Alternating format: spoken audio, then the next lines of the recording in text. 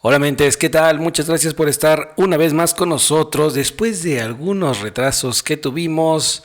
Ya saben que este COVID y diferentes cuestiones atrasan un poco, pero ya estamos nuevamente de regreso en esta serie del análisis del libro Las mujeres que aman demasiado de Robin Norwood. Ya como para no perder la costumbre.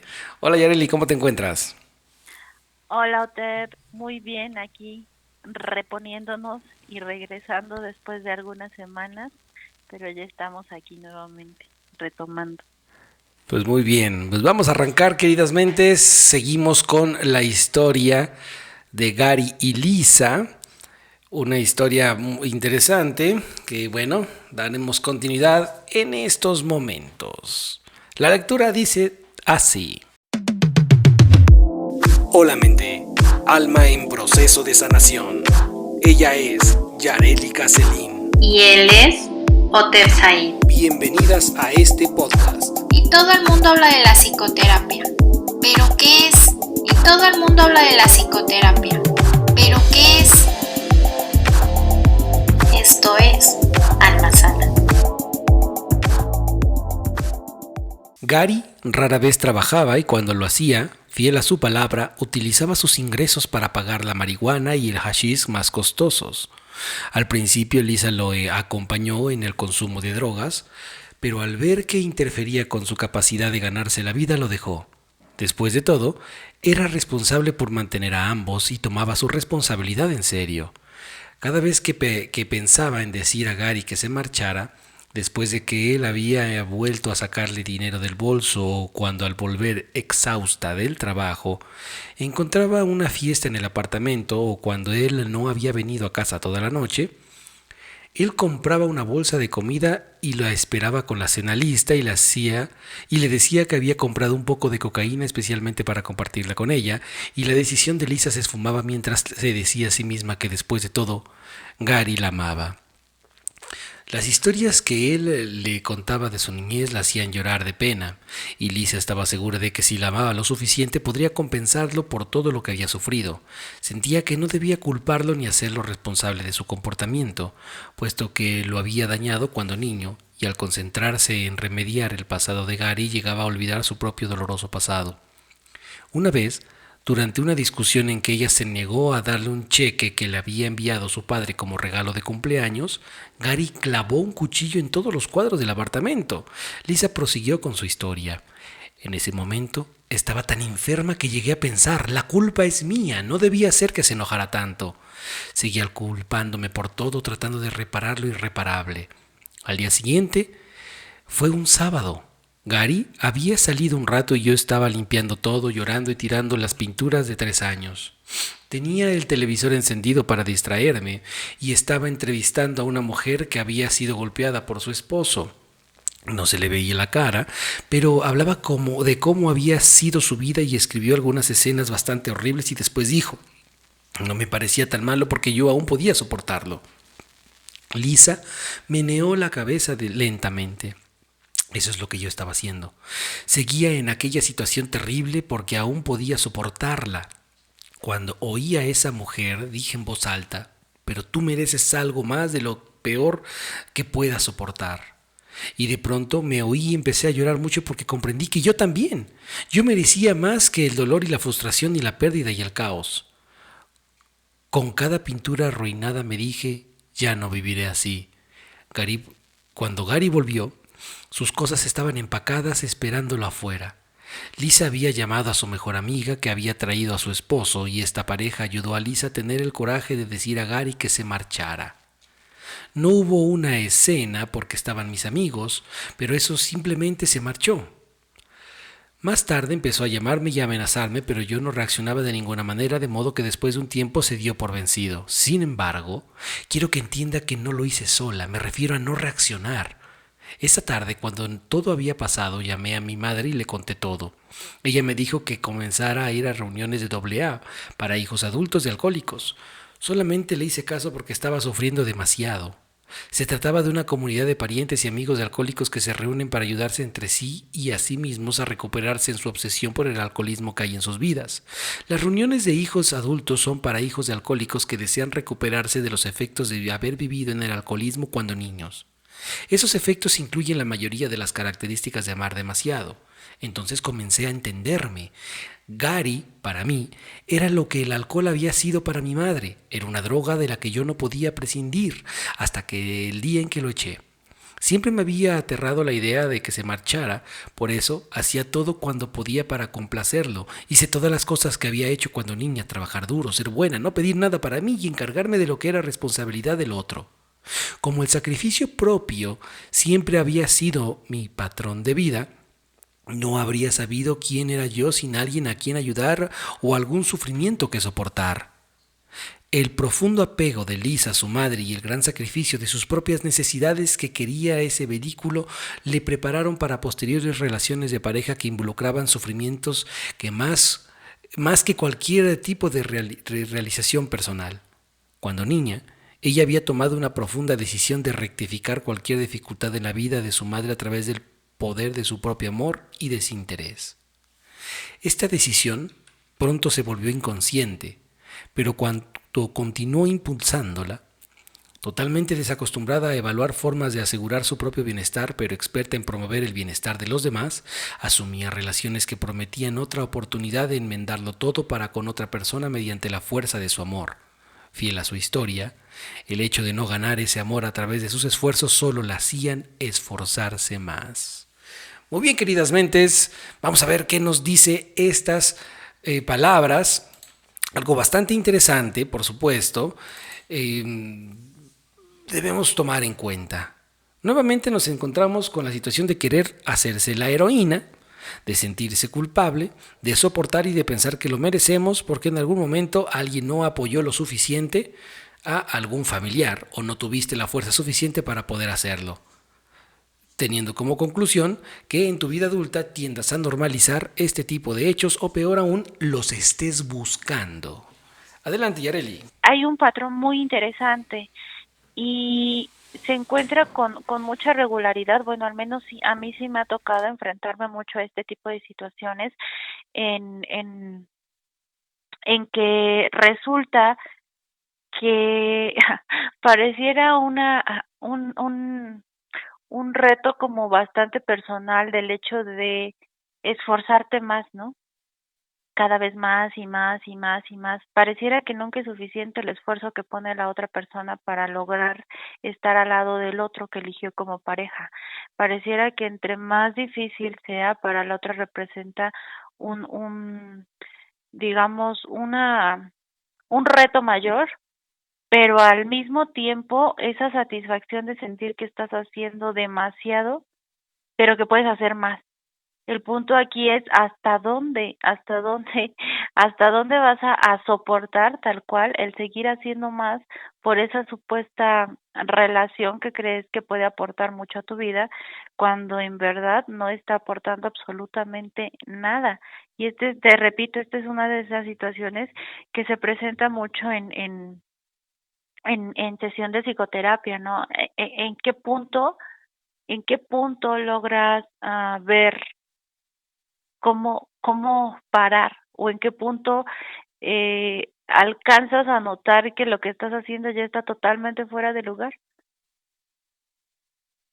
Sí, ¿y cuántas personas no se divorcian, no se separan pensando que no van a poder? Uno, dos, que se va a destrozar la vida del otro. Y esto trae diferentes connotaciones. En la primera es ese miedo que algunas veces es fundado, otras veces es infundado. En otras situaciones, ver menos al otro. ¿Qué va a ser de mí? ¿O qué va a ser del otro sin mí? Uh-huh. Sí, como bueno, hay una situación a este respecto de quererse sentir prescindible y de saber que se está actuando de forma incorrecta. Bueno, te quedas ahí hasta que ya no haya más, empieza violencia, se está de malas constantemente, etcétera. Entonces, es una situación que también debemos analizar, porque del momento en que empiezas a sentir incomodidad, o lo comunicas o tomas la decisión de de separarte sin ningún tipo de culpabilidad. Recuerden, más bien de hacerse responsable. Exacto. ¿Y te acuerdas cómo en los primeros capítulos, sobre todo en este que hacía mucha alusión a esta conceptualización errónea que se hace sobre el papel de la madre, Sí, así nuevamente es. vemos cómo el sacrificio pareciera que va de la mano de una relación de pareja, ¿no? O sea, entre más me sacrifique, entre más sacrifique cosas, el otro va a notar que a partir de ese sacrificio estoy haciendo cosas por él o por ella, ¿no? Entonces, otra vez volvemos a esta parte tan interesante de cómo al paso de los años se le ha dado tanto peso a esta palabra y que de repente se lleva de la mano de las relaciones de pareja o incluso del amor, ¿no? Y entre más sacrifiques, entre más sacrificios hagas es porque realmente amas a esa persona. Correcto, y también mencionar que Lisa, bueno, buscó ayuda en unos amigos para enfrentarse a Gary.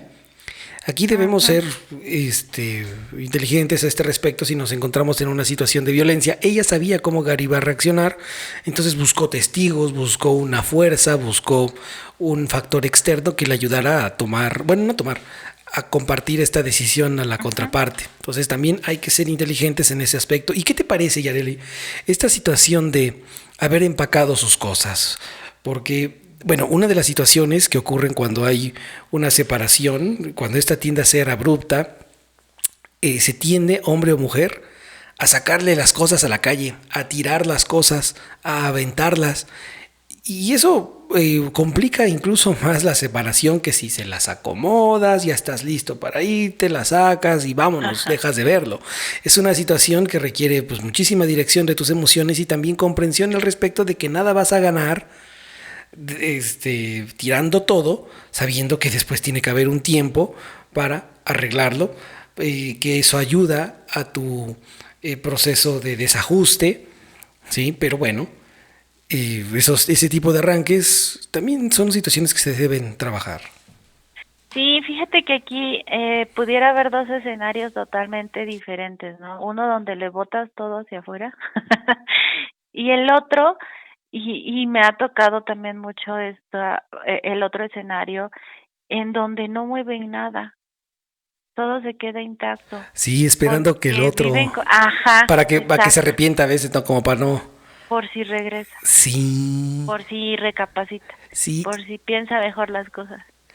Y eso también, fíjate qué bien que lo mencionas, porque es una cuestión del otro extremo de decir, bueno, hay que se quede todo, no le hago un pancho por si decidimos a lo, o sea, no, ¿sale? Hay que aprender a, cuando ocurren ese tipo de situaciones, renovar la casa, reacomodar objetos, para que no nada más no se vea vacía, sino para que la persona que se quede sienta que es suyo ahora. Exacto, Psicológicamente le ayuda a limpiar, a reacomodar, ¿sí? Es un proceso muy interesante y eso demasiado. acelera el proceso de aceptación, ¿sí? A tener el espacio, el mueble, la ropa y tener Ujú. un hueco ahí, ¿no? Sí, exacto.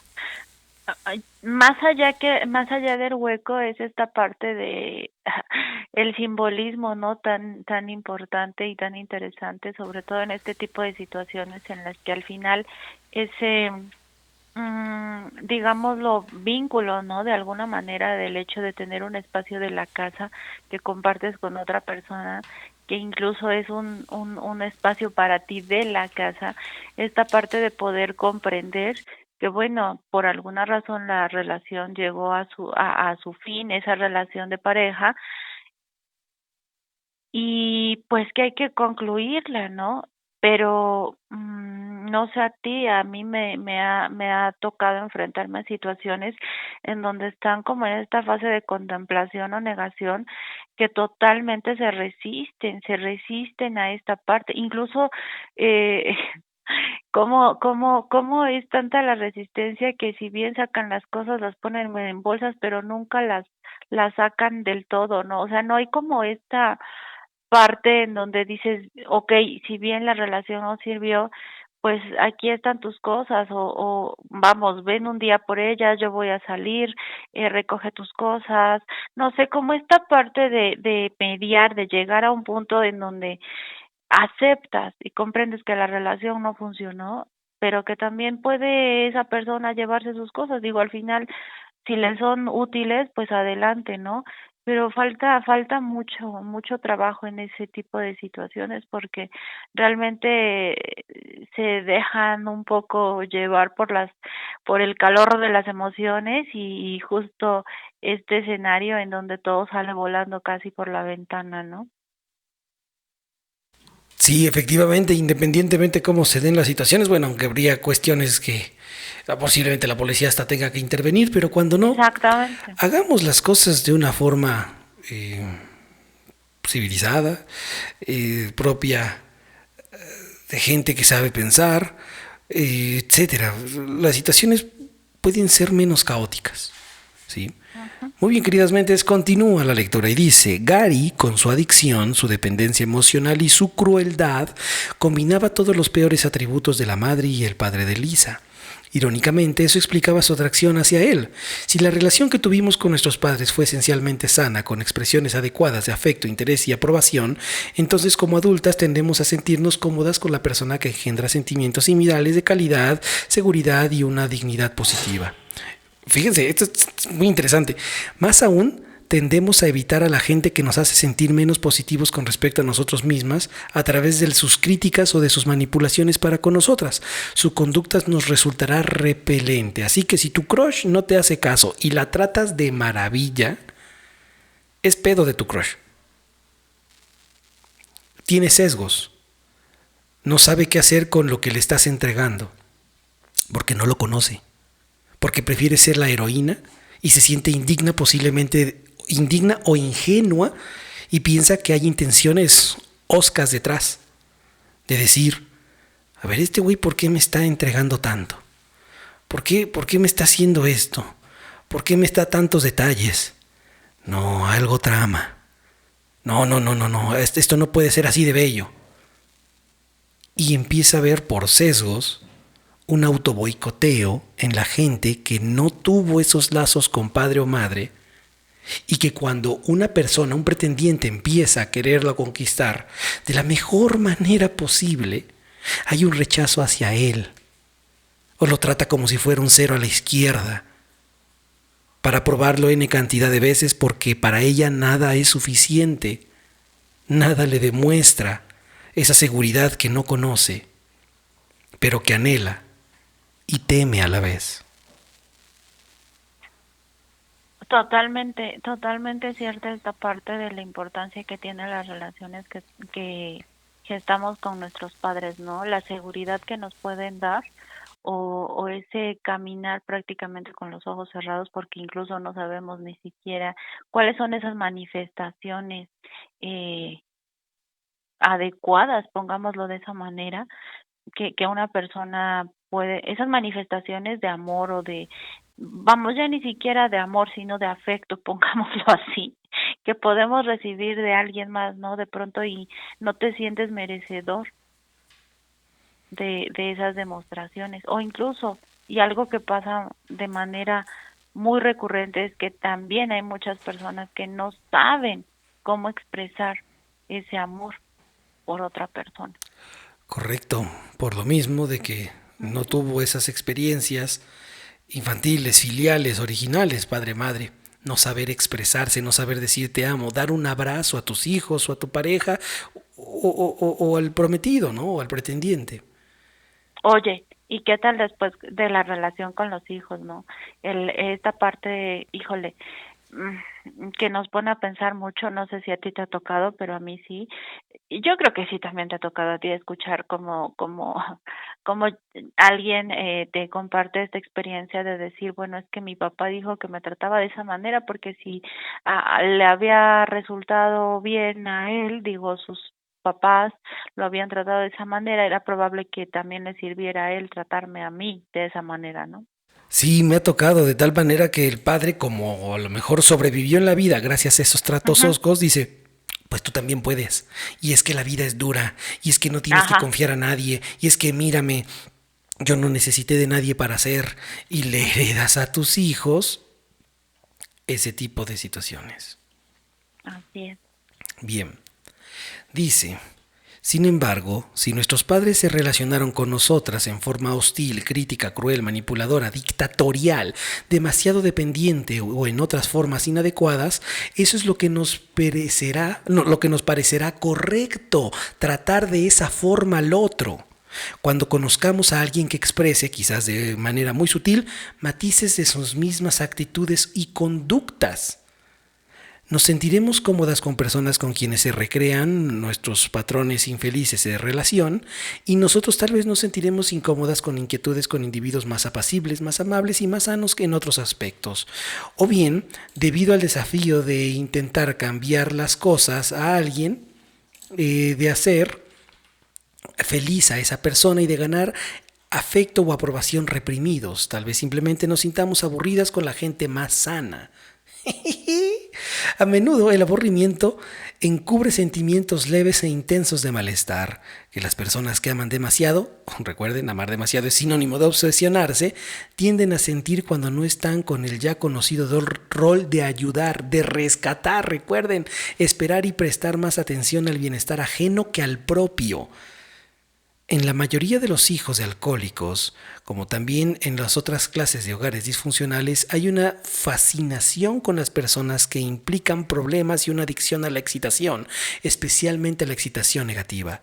Si el drama y el caos siempre estuvieron presentes en nuestras vidas, y sí, como sucede con tanta frecuencia, nos vimos forzados a negar muchos de nuestros sentimientos mientras crecíamos. A menudo necesitaremos acontecimientos dramáticos para poder engendrar un sentimiento. De esta manera necesitamos la excitación que nos proporcionan la incertidumbre, el dolor, la decepción y la lucha solo para sentirnos vivos. Queridamente, repito, si tu crush no te hace caso y le estás entregando todo, si estás sano, el problema no es tuyo. Y tienes dos, queridamente. O sigues buscando ayudarla o ayudarlo, o te olvidas de ella. Porque si no, de ser sano, de ser un pretendiente sano, pasarás a ser un enfermizo.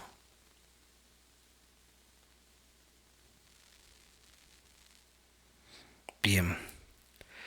Lisa concluyó su historia. La paz y la tranquilidad de mi vida después de la partida de Gary me enloquecían. Necesité todo mi esfuerzo para no llamarlo y volverlo a empezarlo todo. Pero poco a poco me fui acostumbrando a una vida más normal. Ahora no estoy saliendo con nadie. Sé que todavía estoy demasiado enferma para tener una relación saludable con un hombre. Sé que saldría a buscar otro Gary, por eso, por primera vez, mi proyecto seré yo misma en lugar de tratar de cambiar a otra persona. Lisa, en relación con Gary, al igual que su madre en relación con el alcohol, sufría un proceso de enfermedad, una compulsión destructiva sobre la cual ella no ejercía control alguno, tal como su madre había desarrollado una adicción al alcohol y era incapaz de dejar de beber por sus propios medios. Lisa había desarrollado lo que también era una relación adictiva con Gary. No hago esta analogía ni empleo la palabra adictiva a la ligera al comparar la situación de ambas mujeres.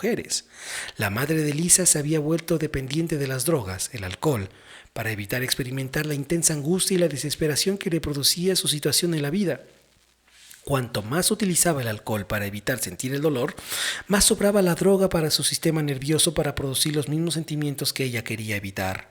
En última instancia, el alcohol aumentaba su dolor en vez de disminuirlo. Entonces, por supuesto, bebía más aún. Así fue como entró en la espiral de la adicción. Lisa también trataba de evitar la angustia y la desesperación. Sufría una profunda decepción subyacente, cuyas raíces se remontaban a su dolorosa infancia. Esta depresión subyacente constituye un factor común en los hijos de todo tipo de hogares gravemente disfuncionales, y sus maneras de enfrentarla, o, lo que es más típico, de evitarla según sea el sexo, la disposición y el rol que tuvieron en la familia durante la niñez. Cuando llegaban a la adolescencia, muchos jóvenes como Lisa mantenían su depresión a raya desarrollando el estilo de amar demasiado. Al desarrollar relaciones caóticas pero estimulantes que las distraen con hombres inadecuados, están demasiado excitadas para hundirse en la depresión que está lentamente justo por debajo de su nivel de conciencia. De esta manera, un hombre cruel, indiferente, deshonesto o difícil en otros aspectos se convierte para las mujeres en el equivalente de una droga y crea así un medio de evitar sus propios sentimientos. En la misma forma que el alcohol y otras sustancias que alteran el estado de ánimo crean en los drogadictos una vía de escape temporaria de la que no se atreven a separarse. Tal como sucede con el alcohol y las drogas, estas relaciones inmanejables que proporcionan la distracción necesaria también acarrean su carga de dolor. En un paralelo con el desarrollo de la enfermedad del alcoholismo, la dependencia en la relación se profundiza hasta el punto de la adicción. El hecho de estar sin la relación, es decir, estar sola con uno misma, se puede experimentar como algo peor que el mayor sufrimiento producido por la relación, porque estar sola significa sentir el nuevo despertar del gran dolor del pasado combinado con el del presente. Muy bien. Qué interesante todo esto que acabas de leer y me encantaría antes de comenzar en esta parte que recuerden que no, aunque el título es Las mujeres que aman demasiado, ya hemos resaltado en varias ocasiones que pues aplica a todas las personas que aman demasiado, ¿no? Y de pronto es interesante como aún todavía seguimos imaginando rápidamente estas situaciones, estos escenarios con respecto a las mujeres, ¿no? Pero híjole, es más común de lo que nos podemos imaginar también en el caso de los hombres. Al final creo que empieza a encerrar parte de la problemática, el miedo a estar solas o solos. Solos, exacto. Eso es grave porque queremos tener al lado al amo o al esclavo, porque pensamos que no podemos solos, tanto con gastos, tanto con emociones, tanto con el hecho de saber que ahí está el bulto, ¿no? Entonces, esa situación de estar solos al final cierra diciendo, significa sentir el nuevo despertar del gran dolor del pasado combinado con el del presente. Muy seguramente, la gente que no quiere estar sola es porque de chico estuvo solo, fue abandonado, fue rechazado. Y se piensa que va a estar solo para toda su vida, pero al mismo tiempo, cuando tiene a alguien que quiere compartir su vida y de forma sincera, no lo acepta porque hay un miedo a la vez de estar con alguien que lo vuelva a traicionar, al que se entregue y le dé la espalda. Mente, si algo así te está sucediendo, en verdad, la única forma de solucionarlo es comprobar si en verdad te van a traicionar, si en verdad te van a rechazar como en aquellos momentos del pasado. No hay otra forma, mente, no podemos leer la mente, no podemos leer las intenciones. Las relaciones humanas son así, entregarse con prudencia a las nuevas experiencias, a la nueva oportunidad que te debes dar para rehacer tu vida. Y aquí también hay algo muy importante que vale la pena resaltar, y es el hecho de que cuando escuchamos la palabra solos, hay mucha gente que dice, no, pero es que yo no viví, no estuve solo, o no estuve sola, porque en mi casa siempre había personas, siempre había alguien, siempre estaba rodeada de alguien, pero recordemos que la soledad va más allá de estar acompañado, ¿eh? O sea, puedes estar acompañado por un montón de personas, pero emocionalmente, afectivamente, estar totalmente solo, no saber de qué manera relacionarte de una forma sana con otra persona. Aquí sí, de verdad, es necesario hacer mención de estas situaciones porque mucho de estos escenarios en los que se vive de repente son confundidos porque la persona cree que no está sola siempre que esté rodeada de personas, pero pueden estar tan ausentes aunque físicamente estén ahí presentes. Correcto. Entonces, esa también, acuérdense que hay algo, la situación de abandono por padres presentes ausentes, ¿sí? Bien. Y eso no se ha estudiado o no se ha profundizado demasiado. Casi siempre se busca el daño que ocurre no tener padre o madre. Pero también existe un daño al tenerlos, pero que estos no sumen a tu proyecto de vida o a tu desarrollo. Sí, y la parte más un poco más abrumador es el hecho de cómo los niños explican estas situaciones, ¿no? O sea, de niño no tienes muchos referentes y pensar que esa es la forma en cómo debes relacionarte, creer que esa es la única forma que existe, es lo que va gestando esas relaciones tan caóticas que cuando adulto crees que estás empezando a formar en una relación de pareja o incluso con tus propios hijos. Así es. Muy bien. Seguimos y dice, las dos adicciones son paralelas en ese aspecto e igualmente difíciles de vencer. Adicción a fin y al cabo, mentes. La adicción de una mujer y a su pareja o a una serie de parejas inapropiadas puede deberse su génesis a una variedad de problemas familiares, todos desde la parte de la infancia. Aunque resulte irónico, los hijos adultos de alcohólicos tienen más suerte que los de otros antecedentes disfuncionales porque, al menos en las grandes ciudades, a menudo existen grupos de alcohólicos anónimos para apoyarlos mientras tratan de solucionar sus problemas con el amor propio y con las relaciones.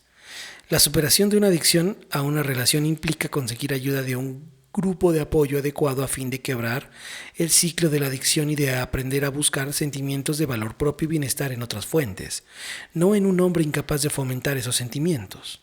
La clave radica en aprender a vivir una vida sana, satisfactoria y serena sin depender de otra persona para ser feliz.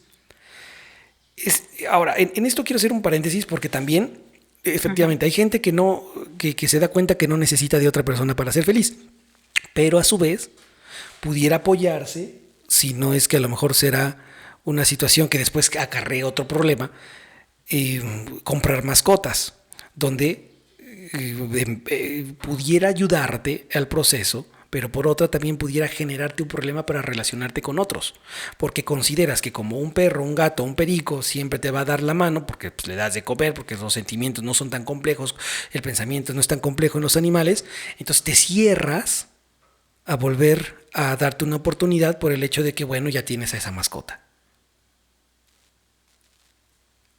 Y dejas de lado totalmente esta parte en la que tú también comprendes dónde está la falla y luego entonces tratas o empiezas a hacer algo por cambiar ese patrón en la forma en la que te relacionas con otras personas. Aquí me encantó esto que acabas tú de decir, porque, cambiar ese patrón necesita un esfuerzo. Y muchas personas no quieren ese esfuerzo, porque implica pensar, implica sacudir todo eso que hay en esa cajita de Pandora, y les da miedo, no quieren, entonces mejor se compran una mascota. Sí, así es. Y bueno, recuerden, cómprense la mascota, está bien, solo no la ocupen como un medio para poner una barrera entre ustedes y sus relaciones interpersonales. Eso es lo único. Es triste, pero para quienes están enredados en relaciones adictivas y quienes están atrapados en la telaraña de la adicción química, la convicción de que puede mejorar el problema por sí solos a menudo evita que busquen ayuda y por lo tanto anula la posibilidad de recuperación. Genial. Nosotros mismos nos metimos en el problema del alcoholismo, nosotros mismos podemos salir de él. Y no es un axioma. Hay personas que sí, porque tienen una voluntad férrea, pero hay otras que se quedan el sumidas. Tiempo, ¿no? Exactamente. Y aparte, pues seamos sinceros, muy poca gente también la verdad quiere invertir en ayuda, pero pues sale mucho más caro no hacerlo. Debido a esa convicción, puedo hacerlo solo, a veces las cosas pueden empeorar mucho antes de que puedan empezar a mejorar para tanta gente que lucha con alguna de esas enfermedades de adicción. La vida de Lisa tuvo que llegar a ser irremediablemente inmanejable para que ella pudiera admitir que necesitaba ayuda para vencer su adicción al dolor. No esperes, queridamente, a que tu vida sea completamente caótica para pedir ayuda. Oye, aquí nos enfrentamos, y qué bueno que lo mencionas de esta manera así como muy puntual, porque nos enfrentamos también mucho a esta parte de que si no lo puedes solucionar solo, entonces eso te demerita como persona. Así es, y hay muchos padres que le dicen, no, hijo, tú puedes solo, las cosas se hacen así por propia voluntad, y entonces, pues obviamente, pues menos, buscas ayuda porque no tienes ese patrón o ese marco de referencia, o qué voy a estar buscando ayuda y contarle mis problemas a un desconocido. Y entonces te desvaloriza, ¿no? Así como de, no, esa persona que busca ayuda externa es porque no puede. Exactamente, y entonces al desvalorizar ese tipo de situaciones, desprofesionaliza a las personas que nos dedicamos a este tipo de situaciones. Exacto. Por otra parte, no la ayudaba el hecho de que nuestra cultura otorgaba un viso romántico al sufrimiento por amor y a la adicción a una relación. Romantizamos el sufrimiento, queridas mentes. Desde las canciones populares hasta la ópera, desde la literatura clásica hasta los romances arlequinescos, desde las telenovelas diarias hasta los filmes o obras de teatro aclamadas por la crítica, estamos rodeados de innumerables ejemplos de relaciones inmaduras e insatisfactorias que se ven glorificadas y ensalzadas. Una vez y otra más, esos modelos culturales nos inculcan que la profundidad del amor se puede medir por el dolor que causa y que aquellas que sufren en verdad aman en verdad. Cuando un cantante canta con voz suave y melancólica acerca de no poder dejar de amar a alguien a pesar de lo mucho que eso lo hace sufrir, hay algo en nosotros, tal vez a fuerza de vernos repetidamente expuestos a ese punto de vista, que acepta que lo expresa el cantante es lo correcto. Aceptamos que ese sufrimiento es parte natural del amor y que la voluntad del sufrir por amor es un rasgo positivo en lugar de negativo, y te agrego queridamente que si no te cuesta trabajo, entonces no es amor. Hablábamos hace unos podcasts pasados, muchos podcasts pasados, que uno de los graves problemas es la cultura de la romantización de este tipo de cuestiones. Pensar que el amor verdadero es sufrir. ¿Sí? Pensar que las películas van a terminar siempre con nuestra vida como las películas, en un final feliz. Ajá. ¿Sí? Y no es así. Hay gente que a falta de una educación directa, filosófica, psicoterapéutica, se educa con películas. Uh-huh. Y añora lo que le pasa a la chica, añora lo que le pasa al chico. ¿Mente? Trabaja con eso. Es peligroso, exactamente. Existen muy pocos modelos de personas que se relacionan con sus pares en formas sanas, maduras, honestas, no manipuladora y no explotadora. Y esto quizás se deba a dos razones. En primer lugar, con toda sinceridad, tales relaciones son bastante escasas en la vida real. En segundo lugar, dado que la calidad de la interacción emocional en las relaciones sanas a menudo es mucho más sutil que el flagrante drama de las relaciones insatisfactorias. Su potencial dramático tiende a ser pasado por alto en la literatura, el teatro y las canciones. Si nos vemos acosados por estilos perjudiciales de relacionarnos, tal vez sea porque eso es casi todo lo que vemos y sabemos. Entonces, mente, la ignorancia con la cual hoy nos conducimos no es sinónimo de la misma ignorancia con la que te conduzcas en un año. No pienses, no te proyectes con la misma ignorancia hoy a un futuro. Ese es un sesgo muy grande, es un error en tu pensamiento muy grande. Y pese a que sí, efectivamente nos dice Robin Atwood, la vida en pareja de total entrega es rara de verse, pero en ocasiones es posible. Y en ocasiones es así porque la propia personalidad nos aleja de la gente. Así es. Tus miedos. Esos propios miedos, inseguridades, etcétera. Debido a la escasez de ejemplos de amor maduro y comunicación sana en los medios, durante años he tenido la fantasía de escribir un episodio de cada una de las telenovelas principales. En mi episodio, todos los personajes se comunicarían en forma honesta, cariñosa y no a la defensiva. No habría mentiras, ni secretos, ni manipulaciones. Casi una utopía, ¿no, chavos? Nadie que estuviera dispuesto a ser la víctima de otra persona y nadie sería el victimario. En cambio, los espectadores que vieran el episodio de ese día verían personas comprometidas en tener relaciones sanas entre sí sobre la base de la genuina comunicación. ¿Saben qué va a pasar el día que ocurra algo así? Sencillamente no va a pegar. No va a haber rating. Sí, porque a la gente le encanta complicarse la vida. Y la neta, todos nos incluimos, nos encanta complicarnos la vida. La proyección también. Así es. Este estilo de relación no solo se opondría mucho al formato normal de esos programas, sino que además ilustraría, por medio del extremo contraste, los saturados que estamos en las presentaciones de explotación, manipulación, sarcasmo, búsqueda de venganza, trampas deliberadas, celos, mentiras, amenazas, coerción, etc. Ninguna de estas cosas contribuye a una interacción saludable. Cuando uno piensa en el efecto que tendría un segmento que presentara una comunicación honesta y un amor maduro sobre la calidad de estas sagas, hay que considerar también el efecto que tendría la misma alteración en la vida de cada uno de nosotros. Yo hasta ahorita no he visto de las novelas que he visto, bueno, ya no veo novelas, cuando era más chavito las veía con la abuela, pero nunca vi que los personajes principales fueran a psicoterapia. Pues no. No, la mala siempre quería venganza. La madre a la que la dejaron siempre quería venganza. Siempre. Entonces era la amargada, ¿no? Y la Marimar, que perdonaba todo, etcétera, pues de pobre llegaba rica, ¿no? Mágicamente. Y ese tipo de cuestiones dañan. Las masas son educadas por la televisión abierta. Es como permitir, ¿no? Permitir ese tipo de tratos hacia tu persona, porque al final es como si al final de todo ese camino de maltratos fueses a obtener un premio proporcional a la cantidad de maltratos que recibiste. Sí. Y justo de esa manera es como suceden situaciones bastante complicadas, ¿no? En las que de golpes pasan a, bueno, lo más cercano incluso hasta quitarle la vida a alguien, ¿no? En este camino de romantizar. Sí, efectivamente. Todo sucede en un contexto, continúa la lectura, inclusive nuestra forma de amar. Necesitamos tener conciencia de los efectos nocivos de nuestra visión social del amor y resistirnos a la madurez superficial y contraproducente de las relaciones personales que ésta realiza. Por ello, mente, por esto, recuerda, desde un principio te dijimos, desde el podcast 1, necesitas aprender a definir lo que es el amor, porque si no, no vas a saber qué carajo estás buscando, qué carajos te están entregando.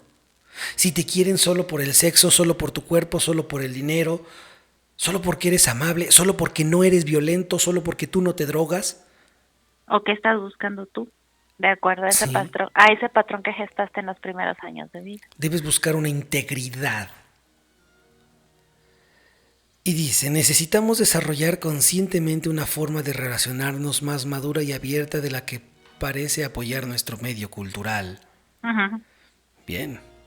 Para poder cambiar el torbellino y la excitación por una intimidad más profunda. Bien, Méndez. Hasta acá termina nuestro capítulo número 3 con la historia de Gary y Lisa. Muy interesante, muy sano lo que ocurrió con Lisa, separarse y entender que estaba buscando relaciones caóticas por su infancia dura y relaciones de amo-esclavo a causa de que no tuvo padres que la hicieran sentir segura afectivamente hablando.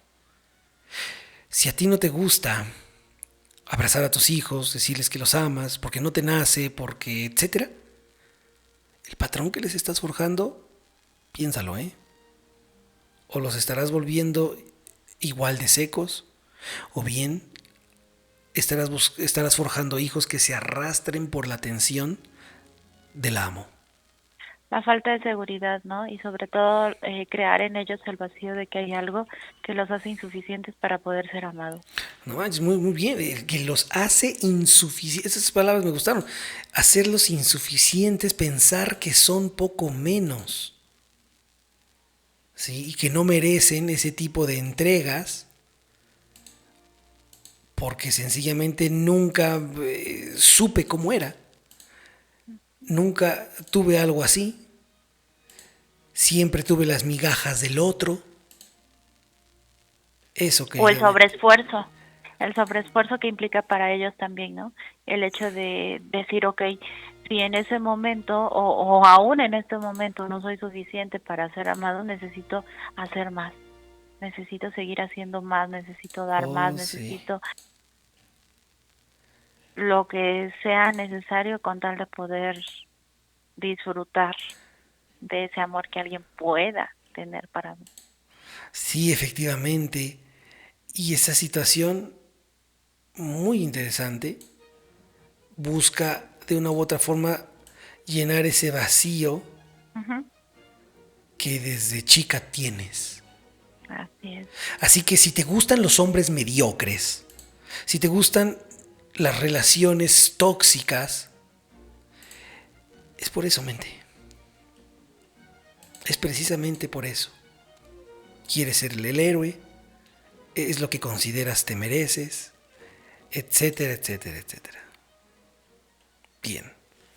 Déjanos tus comentarios, mente, síguenos por nuestras redes sociales, Almazana Total o en Instagram Almazana EQ. Vamos a ver qué nos depara el capítulo 4.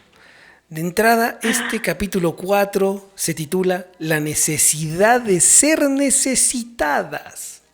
Ok. Aquí, mente, no he leído el libro, como les he dicho, el libro lo estoy leyendo con ustedes desde la primera vez. De entrada, el título nos indica un esclavo profesional. ¿Sale? Querer el reconocimiento del amo, la validez del amo, el amor del amo para poder existir. Así, con solo el título te puedo decir de qué trata. Bien.